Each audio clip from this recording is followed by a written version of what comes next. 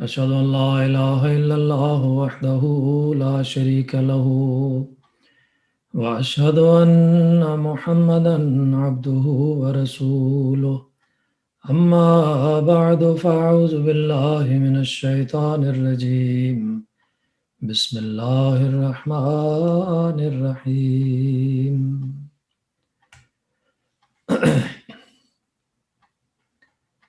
عذاب اور آزمائش svenska med कहते हैं straff och prövning. इसमें फ़र्क क्या है؟ आजकल का चूँकि एक बड़ा बर्निंग इशू है कि क्या ये जो कोरोना पैंडमिक है, क्या ये अज़ाब इलाही है, अल्लाह की तरफ से अज़ाब है, या ये आजमाइश है? तो इस हवाले से मैं चंद एक बातें आपके सामने पेश करना चाहता हूँ। बेसिकली तो बहुत छोटा सा एक पॉइंट है, लेकिन सिर्फ उसको मिसालों से वाज़े करने की कोशिश करूँगा ताकि नौजवानों को बात समझ आ सके। सबसे पहली बात तो ये है कि हमें गौर करना है कि क्या अज़ाब और आजमाइश दोनों एक ही चीज़ है? तो इसका जवाब है नहीं। अज़ाब बिल्कुल और चीज़ है, आजमाइश बिल्कुल और चीज़ है। लेकिन जब अज़ाब और आजमाइश यानी स्ट्रफ और प्रूवनिंग, इन दोनों में जब डिफरेंस करने की कोशिश हम करते हैं तो बड़े ध्यान से और गौर से समझना पड़ता है कि फ़र्क बड़ा बारीक सा है, मगर है बड़ा क्लियर। सबसे पहले तो मैं अज़ाब से मुतल्लिक़ आपको थोड़ी सी बात बता दूँ। अल्लाह की तरफ से अज़ाब या सज़ा अमूमी तौर पे, मेरे लफ्ज़ों को ज़रा गौर से सुनिएगा, अमूमी तौर पे उस वक़्त आती है जब दुनिया में कोई अल्लाह का प्रॉफ़िट, रिफ़ॉर्मर, मुस्लिह या नबी आ चुका हो और वो अल्लाह की तालीम को उस मौके के लोगों को क्लियर कर चुका हो, वाज़े कर चुका हो। फिर भी वो लोग अपनी शोखियों से बाज ना आएँ, अपनी शरारतों से बाज ना आएँ और अपनी बदआमालियों से बाज ना आएँ। बदआमाली बैड प्रैक्टिस, बद किरदारी, बदआमाली हद से ज़्यादा बढ़ गई हो, शोखी यानी अल्लाह को समझना ही कुछ ना, नबी को समझना ही कुछ ना, इतना शौक हो जाना, ऐसे में अल्लाह की तरफ से अज़ाब आता है। अब दूसरी चीज़ की तरफ आ जाते हैं, आजमाइश। किसको आजमाइश कहते हैं? आजमाइश दो तरह की है। तरीके तो तरह तो बहुत सारी हैं, वो आगे आएंगी कुरान के हवाले से मैं आपको बता दूंगा, लेकिन दो मोटे पॉइंट आजमाइश से मुतल्लिक ये हैं। पहला पॉइंट जो अज़ाब से बहुत करीब करीब है लेकिन है नहीं अज़ाब, वो क्या है? अपने ही गलत कामों के नतीजे में इंसान एक प्रूवनिंग में पड़ जाता है। अपनी किसी बदआमाली के नतीजे में इंसान प्रूवनिंग में पड़ जाता है। अज़ाब की बदआमाली और आजमाइश की बदआमाली में फ़र्क सिर्फ ये है कि अज़ाब वाली बदआमाली वो थी जिससे इंसान वापस नहीं होने की कोशिश कर रहा बल्कि इंसिस्ट कर रहा है। आजमाइश में जो बदआमाली है वो है जो गलती से कर बैठता है और जब उसको एहसास होता है तो फ़ौरन तौबा कर लेता है कि ओहो गलती हो गई, लेकिन गलती तो हो गई, अब उसका खमियाजा तो भुगतना पड़ेगा। سوائے اس کے کہ اللہ تعالیٰ اسپیشل فضل کر دے. یہ اللہ کے فضل پہ موقوف ہے. یہ بڑی امپورٹنٹ بات ہے. آزمائش آئی ہے اپنی غلطی کی وجہ سے، لیکن اللہ اس کو دور کر سکتا ہے اگر دوڑ کے اللہ کی طرف جاؤ. سوری کر لو، غلطی ہو گئی، تو اللہ تعالیٰ کہتا ہے اچھا ٹھیک ہے کچھ کرتے ہیں اس کا. لیکن کبھی تھوڑی بہت تو بھگتنی پڑ جاتی ہے. جیسے اگر ایک انسان مومن ہو، متقی ہو، پرہیزگار ہو، لیکن وہ بغیر سوچے سمجھے ایک لیکوڈ پڑا ہوا اٹھا کے اس کو گھونٹ بھر لے یا پی جائے، بعد میں پتہ چلے کہ وہ تو زہر تھا، کوئی جفت تھا، تو اب کیا ہوگا؟ اس لیے کہ وہ نمازیں پڑھتا ہے تو اس کو کچھ نہیں ہوگا. غلطی کی ہے اس نے سوچا سمجھا نہیں، دیکھا نہیں اور گند اٹھا کے منہ میں ڈال لیا، تو زہر تو کام کرے گا. ہاں، استثناء، ایکسیپشن یہ ہو سکتی ہے کہ اللہ تعالیٰ کوئی میریکل ظاہر کرے اور جلدی سے اس کو کوئی ایمبولنس آ جائے، کوئی ڈاکٹر آ جائے، کوئی اس کا پیٹ صاف کر دیں اور اس کو کوئی ایسی دوائی دے دیں جس کے نتیجے میں جلدی سے وہ یفت جو ہے وہ اس کے جسم میں سے باہر نکل جائے اور وہ بچ جائے، بحال ہو جائے. لیکن اب اس کو 2 4 دن 10 دن بستر پہ بھی پڑنا پڑے گا، اور بھی کئی مسائل ہو سکتے ہیں، سائیڈ ایفیکٹس بھی اس کے بھگتنے پڑیں کچھ دیر. تو یہ ایفیکٹ تو ہوا، لیکن شاید اس کی زندگی بچ جائے، اللہ میاں اس کو میریکل دکھائے، اس کے لیے معجزہ دکھائے اور وہ بچ جائے. نمبر 2، کچھ بھی نہیں کیا اس نے، کوئی گڑبڑ نہیں کی، کوئی جہالت نہیں کی، کوئی غلطی نہیں کی، لیکن اس کے اوپر پرووننگ آ گئی. کیوں؟ اس لیے 2 باتیں پھر ہیں کہ وہ اپنی روحانی ترقی کرے. کہ اللہ میاں سب ٹھیک چل رہا تھا، مشکل آ گئی ہے، لیکن اے اللہ ہم تجھے چھوڑ کے تو کہیں ادھر ادھر نہیں بھاگ جائیں گے کہ اچھا اب کیا کریں، جب تو میں نے کچھ کیا ہی نہیں تھا، میں نے گڑبڑ ہی نہیں کی، تو پھر میرے پہ کیوں اتنی مصیبت آ گئی. نہیں نہیں نہیں، ایسا کچھ نہیں ہوگا. کچھ بھی ہو جائے، مار کھائیں، مر جائیں، جو مرضی ہو، تیرا در نہیں چھوڑیں گے، بلکہ پہلے سے زیادہ دعائیں کریں گے، عبادتیں کریں گے، روئیں گے، چلائیں گے کہ ہمیں اس مشکل میں سے نکال لے. روحانی ترقی، اسپریچول یوتھ. نمبر 2، آزمائش آئی ہے، کیا کچھ نہیں تھا، ایٹ لیسٹ ہم نے کچھ نہیں کیا تھا، مگر آزمائش ہم پہ بھی آ گئی ہے، تو اب کیا کریں؟ اب یہ کرنا ہے کہ فوراً محنت کرو، سوچو، ریسرچ کرو، پڑھو، لکھو، کچھ آلات تیار کرو، کچھ دوائیاں تیار کرو، کچھ سدے باب کرو، کچھ بند بناؤ، کچھ ڈیم بناؤ. بچنا ہے اس مصیبت سے، تاکہ یہ نہ ہو کہ سب کے سب برباد ہو جائیں. کسی کی غلطی سے آئی ہے یا کسی بھی کی غلطی سے نہیں آئی، لیکن آ گئی ہے مصیبت. اب کیا کریں؟ سارے سر جوڑ کے دنیاوی ترقی کریں، دماغ لڑائیں. جو پہلے کبھی سوچا نہیں تھا، اب سوچیں کہ اگر ایسی چیز آ جائے تو کیا کریں. ہم ایسی مصیبت پڑ جائے گی تو ہم نے کیا کرنا ہے، ہماری آنے والی جنریشن کیا کرے گی، بچائیں گے کیسے ان کو. یہ بھی ایک طرح کی دنیاوی ترقی ہوئی. تو یہ 2 فائدے ہو گئے اس آزمائش کے. اللہ کے قریب ہو گیا، زیادہ عبادتیں کی، زیادہ جھکا، زیادہ معافی مانگی، زیادہ استغفار کیا، اور دنیاوی ریسرچ کر کے سوچ کے ترقی کی. آزمائش یا عذاب،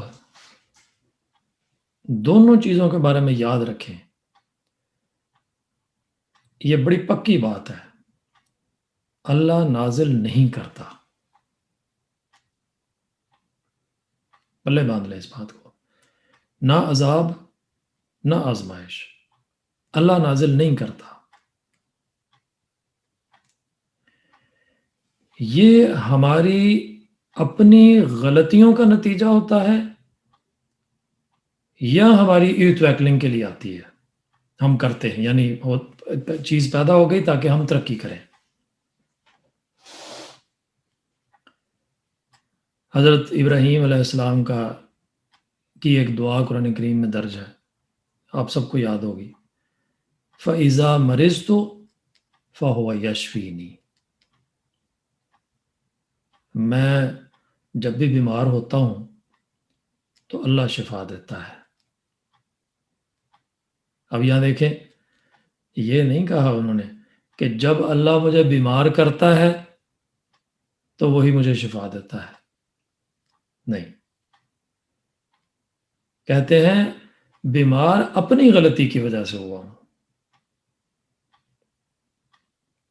بغیر کپڑے پراپر پہنے ہوئے ٹھنڈ میں باہر -16 میں باہر نکل گئے، بغیر ٹوپی بغیر جرابوں، ٹھنڈ لگ گئی، چینکیں مارتے ہوئے بخار چڑھا کے گھر واپس آ گئے۔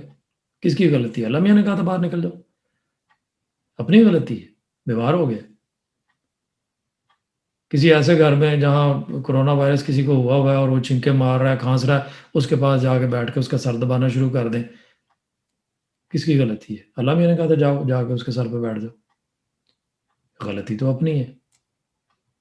اس کی ایک آدھ چھینک میرے پہ پڑی تو میں بیمار ہو جاؤں گا، مگر کیا اب بیمار ہو گیا تو پھر اپنی کسی غلطی کی وجہ سے بیمار ہو گیا، لیکن فَهُوَ يَشْفِينِي، اب شفا وہ دیتا ہے۔ کیسے شفا دیتا ہے؟ خود بخود، بعض دفعہ خود بخود بھی دیتا ہے۔ اس کو کوئی چیز مد نظر ہوتی ہے، اس بندے کی کوئی نیک اعمال یا کوئی اس کے بارے میں کسی بزرگ کی دعائیں، لیکن زیادہ تر یہی ہوتا ہے کہ اللہ میاں شفا عطا کر دے۔ اللہ میاں کہتے ٹھیک، اب تم نے وہ اپنی غلطی کا خمیازہ تو بھگت لیا، بیمار تو تم ہو گئے، لیکن تمہیں شفا دے دیتا ہوں تاکہ مر نہ جاؤ، بچا لیتا ہوں تمہیں، کچھ دیر اب یہ سختی کاٹ لو تو پھر ٹھیک ہو جاؤ گے۔ تو ہماری اپنی غلطیوں کے نتائج نکلتے ہیں جو ہماری آزمائش یا ہمارے لیے بعض دفعہ عذاب کی صورت بن جاتے ہیں۔ جب نبی آتے ہیں تو نبیوں کو اور ان کے ماننے والوں کو بھی بہت ساری آزمائشیں آتی ہیں، جیسے سارے نبیوں کے ماننے والوں کے بارے میں آپ قرآن بھی بھرا پڑا ہے، بائبل پڑھی ہے، پتہ آپ سب کو کہ بے شمار آزمائش، حضرت موسیٰ کے ماننے والوں پہ اتنی آزمائشیں آئیں، بیچارے 40 سال تک صحرا گردی کرتے رہے۔ حضور صلی اللہ علیہ وسلم سرکار دو عالم کی امت پہ یا حضور کے صحابہ پہ بہت بڑی بڑی آزمائشیں آئیں، اولادیں سامنے آنکھوں کے قتل ہوئیں، وطن چھوڑنے پڑے، اپنے بھائی بہن بیوی بچے شہید کروانے پڑے، ایک ایک عورت کو ایک ہی دن میں اپنے گھر کی بے شمار لاشیں اٹھانی پڑ گئیں، باپ بھی شہید ہو گیا، بیٹا بھی شہید ہو گیا، بھائی بھی شہید ہو گیا، خاوند بھی شہید ہو گیا، بڑی بڑی آزمائشیں آئیں۔ کس لیے؟ کہ وہ برباد ہو جائیں؟ نہیں۔ کس لیے؟ کہ انہوں نے کوئی غلطی کی تھی؟ نہیں، ان کی روحانی ترقی کے لیے، اور بھی زیادہ ایمان مضبوط ہوتا ہے، اور بھی زیادہ اللہ کے قریب ہوتے ہیں، اور بھی زیادہ اللہ کے سامنے جھکتے ہیں، اور جب انسان جھکتا ہے بلبلاتا ہے تو اللہ تعالیٰ اس کو اپنے اور قریب کر کے گلے سے لگا لیتا ہے، اپنے سینے سے لگا لیتا ہے کہ اب فکر نہ کرو، اب تم میرے ہو۔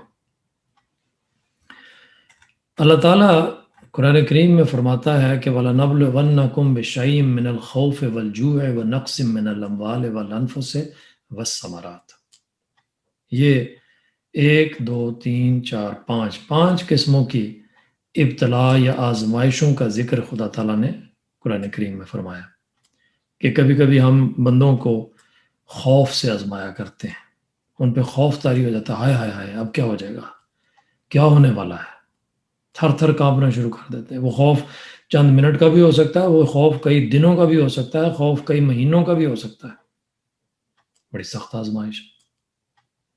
شاید ساری قوم کا شیرازہ بکھر جائے، شاید یہ ساری فیملی ٹوٹ جائے، شاید یہ ساری جماعت جو ہے یہ پتہ نہیں تتر بتر ہو جائے، پتہ نہیں لوگوں کو کیا ہو، مرتاد نہ ہو جائیں کہیں، خوف کی ایسی کیفیت طاری ہو جاتی ہے کہ سمجھ نہیں آتی، وہ بہت بڑا ابتلا ہے۔ اچھا اللہ میاں ہم نے اسی لیے ہم نے اتنی قربانیاں دی تھی، اسی لیے ہم نے اتنی ماریں کھائی تھی، اسی لیے ہم اتنی مشکل سے اپنے ایمانوں کو بچاتے رہے، آخر پہ آ کے تو نے ہمارے ساتھ یہ کرنا تھا۔ یہ تو آزمائش میں پورا نہیں اترا بندہ، آزمائش میں تو بندہ تب پورا اترتا ہے، خوف طاری ہے، تھر تھر کانپ رہے ہیں، پریشان ہے، ڈگمگاتی ہوئی کشتی نظر آ رہی ہے، پتہ نہیں کس وقت ڈوب جائے، لیکن نہیں، لا الہ الا اللہ، اللہ کے سوا کوئی معبود نہیں، بچانا ہے تو اسی نے بچانا ہے، اگر میرے پہ ابتلا ہے تو کوئی بات نہیں، میں اللہ ہی کا ہی ہوں اور اللہ میرا ہے، کوئی شکوے کا کلمہ منہ سے نہیں نکالنا۔ پھر اللہ میں کہتا ہے بعض دفعہ میں بھوک سے آزماتا ہوں، قومی طور پہ قحط پڑ گیا، تھورکا، بہت بڑی آزمائش آ گئی۔ حضرت یوسف علیہ السلام کے زمانے میں آیا تھا نا بہت بڑا تھورکا، 7 سال تک قحط پڑا۔ اب مومن کیا کہتے ہیں، شکوہ کرنا شروع کر دیتے اللہ میاں کے سامنے، بھاگ جاتے چھوڑ کے کہ اللہ میاں اچھے ہم تمہارے ماننے والے ہیں، ہم بھوکے مر رہے ہیں۔ صحابہ رضوان اللہ علیہم اجمعین شیب ابی طالب میں 3 سال تک بھوکے کاٹتے رہے، 3 سال، گننا شروع کرو ذرا دن، پریشان ہو جاتا بندہ، 1 دن 2 دن 4 دن 10 دن نہیں، مہینہ نہیں، 3 سال۔ ایک صحابی کہتے ہیں اتنی بھوک کئی کئی دن کے فاقے۔ حضرت خدیجہ رضی اللہ تعالیٰ عنہ بھی اسی وقت بیمار ہوئی اور بڑی سخت بیمار ہوئی اور پھر فوت ہو گئی، بھوک کے دن تھے، سخت ویکنس، باہر سے کچھ آنے نہیں دیتے، بائیکاٹ کیا ہوا ہے، شیب ابی طالب میں وادی کے اندر بند کر دیا مسلمانوں کو، سب نے بائیکاٹ کر دیا، کوئی چیز اندر جانے نہیں دینی، نہ کوئی خریدے گا، نہ کسی مارکیٹ میں مسلمان کو آنے دیں گے، نہ کوئی چیز اس کو بیچے گا، جو کوئی بھی مسلمانوں کو کچھ بیچے گا اس کے خلاف کارروائی کریں گے۔ پنجابی میں اس کو کہتے ہیں حکا پانی بند، کچھ نہیں دینا ان کو۔ ایک صحابی کہتے ہیں میں اتنا بھوکا تھا کہ رات کو میں بھوک کی وجہ سے بے چین ہو کے باہر نکل گیا گھر سے، اور مجھے کچھ نہیں مل رہا تھا کھانے کے لیے، نیند آ نہیں رہی تھی، اتنی شدید بھوک تھی کئی دنوں کی، اندھیری رات، اندھیری جنگل کی پگڈنڈی، اس میں پھر رہا تھا، ننگے پاؤں تھے شاید، کہتے میرے پاؤں کے نیچے کچھ نرم سی چیز آئی، مجھے لگا کہ کوئی جاندار چیز ہے، کوئی کیڑا ہے یا کوئی کھجور ہے یا کچھ ہے، پتہ نہیں کیا چیز تھی۔ میں نے آنکھیں بند کر کے نیچے ہاتھ مارا اور اس کو گلے میں ڈال دیا، سیدھا، چبایا نہیں، کیونکہ زبان پہ اس کا ذائقہ پتہ چل جاتا کہ کیا چیز ہے تو شاید باہر پھینک دیتے، الٹی کر دیتے، سیدھا گلے میں ڈالا تاکہ اندر چلی جائے، بس پیٹ کے اندر کچھ چلا جائے اس وقت۔ سوچ ہے صرف، بس سوچ سکتے ہیں، لیکن سوچ کے رونگٹے کھڑے ہو جاتے ہیں کہ وہ لوگ کیا تھے، لیکن کیا انہوں نے کیا، چھوڑو اسلام کو، چلے مکہ والوں کو جا کے کہہ دیتے ہیں میں نہیں مسلمان، روٹی تو دو کھانے کے لیے مجھے، ایسا نہیں کیا انہوں نے،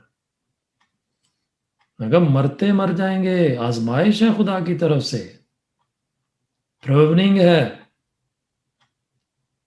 کس لیے؟ تا ہمارے ایمان تازہ ہوں، تا ہمارے ایمان ترقی کریں اور ترقی کریں۔ تو اللہ کہتا ہے بھوک، جائیدادوں کے ضائع ہو جانے کی بھی ابتلا ہے، آزمائش، جائیدادیں بعض دفعہ ضائع ہو جاتی ہیں، مکان لوٹ لیے احمدیوں کے 74 میں، 53 میں، 84 میں، آج بھی، ابھی 1-2 سال پرانی بات ہے شاید، کتنے وہ جہلم میں چپ بورڈ فیکٹری تھی احمدی کی بہت بڑی، ساری فیکٹری کو آگ لگا دی۔ 74 میں تو گجرانوالا، سرگودا، جنہوں نے 74 کا زمانہ 74 کا دیکھا ان کو پتا ہے، گھروں کے گھر لائنوں میں آگ لگا دی سب کو۔ گجرانوالا میں ابھی کچھ دیر پہلے بھی واقعہ ہوا، ہمارے ساری جماعت کے پورے ملک میں جتنے سکولز تھے، پرائیویٹ سکولز ہمارے، سب قبضے میں کر لیے گورنمنٹ نے، غاصبانہ قبضہ کر لیا، آج تک نہیں دے رہے واپس، قبضہ کر کے بیٹھے، پراپرٹی ہماری، بلڈنگز ہماری، ٹیچرز ہمارے، سب کچھ ہمارا، قبضہ کر لیا گورنمنٹ۔ نکال دیا باہر ہمارا جماعت کو۔ تو اللہ تعالیٰ آزمائش جائیدادوں کے ضائع یا نقصان کی صورت میں بھی ڈالتا ہے۔ پھر زندگیوں کے نقصان، جان چلی جاتی ہے، جیسے میں نے پہلے مثال دی، بچے شہید، بیٹے شہید، خامند شہید، اپنے بچے اولادیں شہید، جانوں کے نقصان۔ ابھی ہمارے جو لاہور میں جو واقعہ ہوا دونوں مساجد میں، کتنی جانیں تلف ہوئیں۔ صحابیات کے واقعات میں نے بتائے، ابھی گجرانوالہ کے واقعات آپ کے سامنے، ایک ہی گھر میں ایک نانی اور دو نواسیوں کو بیچاریوں کو زندہ جلا دیا گیا، اندر ہی مکان بند تھا، باہر سے آگ لگا دی، اندر ہی جل گئی بیچاری۔ یہ جانوں کا نقصان بھی۔ پھر جنگوں میں بے شمار شہداء کا ہونا، یعنی صرف یہ نہیں کہ پیچھے والوں کے لیے آزمائش ہے، ان کی اپنی جان بھی تو تلف ہو رہی ہے۔ جب وہ لڑنے گئے ہیں تو ان کو پتہ ہے کہ آج شاید زندہ واپس نہ ہم آئیں، پھر بھی لڑتے خدا کی خاطر۔ تو آزمائش ہے، بہت بڑی آزمائش۔ اور پھر پھلوں کا نقصان، یعنی کھڑی فصلیں بعض دفعہ نقصان ہو جاتا ہے، کوئی بگولا آگ کا آیا ختم ہو گئی، کوئی طوفان آ گیا، کوئی سونامی آ گیا، کوئی اولے پڑ گئے تو فصل کھڑی کی کھڑی تباہ ہو گئی، یا کوئی کیڑا لگ گیا تو خراب ہو گئی، یا کوئی آ کے لوٹ کے لے گیا۔ تو کئی قسموں کے آزمائش ہیں۔ مختلف آزمائشیں انسان پہ آتی ہیں، جیسے میں نے شروع میں عرض کیا تھا کہ عذاب یا آزمائش اللہ نہیں بھیجتا، پیدا ہوتے ہیں۔ یہ ایک اور مضمون ہے، یہ میں اپنے قرآن کلاس میں کئی دفعہ بیان کر چکا ہوں، لیکن اس سے صرف یہ دیکھنا ہے کہ مومن فائدہ اٹھاتا ہے۔ اب یہ بھی ہمارے جو اس وقت ہم پہ آئی ہوئی ہے ایک طرح کی آزمائش، ہر طرف وبا ہے، دنیا کا نظام سارا درم برم ہو گیا، پوری دنیا، کوئی ایک آدھ ملک نہیں، کوئی ایک آدھ قوم نہیں، پوری دنیا کا نظام درہم برہم ہو گیا۔ لوگ پریشان ہیں، کئی مسائل، کئی فنکشنز، کئی لوگوں کی تقریبات، کئی لوگوں کے سفر، ہر چیز رک گئی۔ مگر ایسے میں حکم کیا ہے؟ حکم یہ ہے کہ مومنوں کے لیے یہ ضروری ہے کہ اللہ کی طرف پہلے سے زیادہ جھکیں، اللہ سے دعائیں مانگیں، اے اللہ یہ مشکل ہم سے دور کر دے۔ اب جب وہ زیادہ نمازیں پڑھیں گے، زیادہ دعائیں کریں گے، زیادہ اللہ تعالیٰ سے استغفار کریں گے، اپنے گناہوں کی معافی مانگیں گے، تو یقینی بات ہے کہ وہ روحانی ریٹویکلنگ ہوگی ان کی، اللہ کے زیادہ قریب ہوں گے، اللہ زیادہ ان کو اور بھی اٹھا کے گود میں بٹھا دے گا اور جوائے اسٹک ان کے ہاتھ میں دے دے گا کہ کھیلو، موج کرو، تم میرے ہو۔ لیکن جو کہیں گے ہاں ہمارے ساتھ تو ایسے ہی ہوتا ہے ہمیشہ، اب کیا مصیبت ہے، دیکھو جی جان ہی نہیں چھوٹ رہی، تو اللہ میں کہے گا بھگتو، تو پھر بھی بھگتنا تو تمہیں پڑے گا ہی، بھگتتے رہو۔ کچھ ہوں گے جو اس شکوے کے بعد رخصت ہو جائیں گے اس دنیا سے، کچھ ایسے ہوں گے جو، بہت سارے ایسے ہوں گے جو اللہ میاں کے ساتھ سامنے یہ دعائیں کرتے ہیں کہ یا حفیظ ہو، یا عزیز ہو، یا رفیق، یا حیو یا قیوم و برحمتک استغیث، اے اللہ ہماری حفاظت فرما، ہم تجھ سے التجا کرتے ہیں کہ ہماری حفاظت کر اور ہمیں اس بیماری سے بھی بچا کے رکھ، اور اگر بیماری ہو جائے تو اس کے کانسیکوینسز سے بچا لے ہمیں۔ وہ ایکسٹرا جا کے میریکل دکھاتا ہے، اور ان لوگوں کے لیے وہ اسپیشل، ان کے لیے میریکل ہوتا ہے، معجزہ ہوتا ہے، معجزانہ حفاظت فرماتا ہے یا معجزانہ شفا عطا فرماتا ہے۔ حضرت امیر المومنین ایدہ اللہ تعالیٰ بن نصر العزیز نے ہمارے 29 اگست کی جو مجالس عاملہ کے ساتھ حضور نے میٹنگ فرمائی تھی، اس میں حضور نے یہ بتایا تھا کہ لوگوں کو بتاؤ کہ اس آزمائش کی گھڑی میں، اس بیماری یا اس وبا کی گھڑی میں اللہ کے زیادہ قریب ہو، اللہ کی طرف زیادہ جھکو، بجائے اس کے کہ یہ سوچو کہ وہ دعائیں نہیں سنتا اور وہ کوئی نہیں ہے، اللہ موجود نہیں ہے اور دعائیں نہیں سنتا، بجائے یہ سوچنے کے یہ خیال کرو کہ اللہ ہے جو مالک ہے اس کائنات کا، وہ اس کو دور کر سکتا ہے، اس کی طرف پہلے سے بڑھ کے جھکو، پہلے سے زیادہ عبادتیں کرو، پہلے سے زیادہ سجدے کرو، یہی علاج ہے۔ تو اس چیز کا ہی ہم سب کو، سب احمدیوں کو خیال رکھنا چاہیے کہ اگر یہ آزمائش ہے تو اس آزمائش میں سے ہم نے سرخرو ہو کے نکلنا ہے، لیکن حل یہی ہے کہ زیادہ سے زیادہ دعائیں کریں، زیادہ سے زیادہ عبادتیں کریں، زیادہ سے زیادہ سجدے کریں۔ اللہ تعالی ہم سب احمدیوں کو اس وبا کے دور میں اپنی حفاظت میں رکھے، آمین یا رب العالمین۔ جزاکم اللہ جی، میرا ٹائم ابھی 1 منٹ رہتا ہے، لیکن میں نے اپنے وعدے کے مطابق ختم کر دیا۔ السلام علیکم ورحمۃ اللہ وبرکاتہ۔